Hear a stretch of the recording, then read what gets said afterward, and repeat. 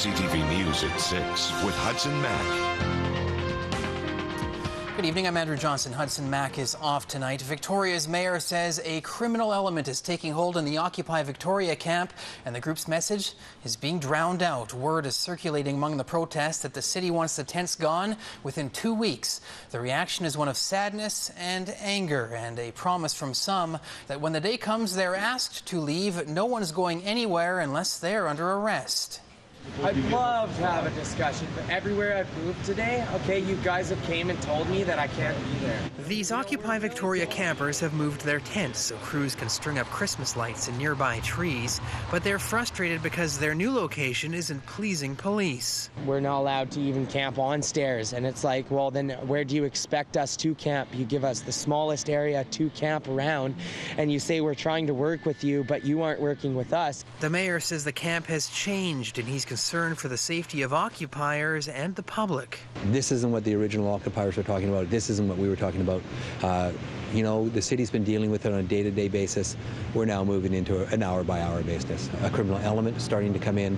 We're seeing more damage to our washrooms. We're seeing a lot more drug use.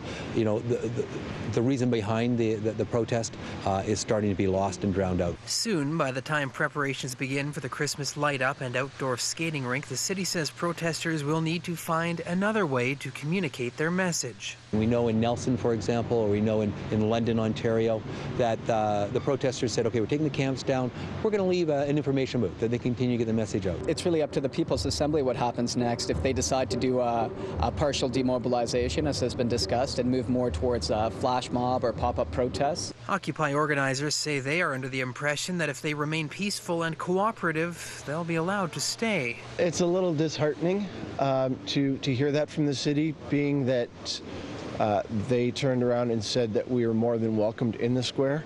Meantime, critics say the city's message isn't strong enough. We need to send a clear message that it's time that the square is cleared. It has served its purpose. It is now losing favor with the public. The authority of these individuals and their agencies is not recognized within the autonomous zone. In Vancouver, an order from the fire department to remove large tarps and space out tents was followed by some today. You cannot pin down or evict an idea. Protesters say bylaws no longer apply on the Art Gallery Plaza, a level of defiance not seen from their counterparts on Vancouver Island.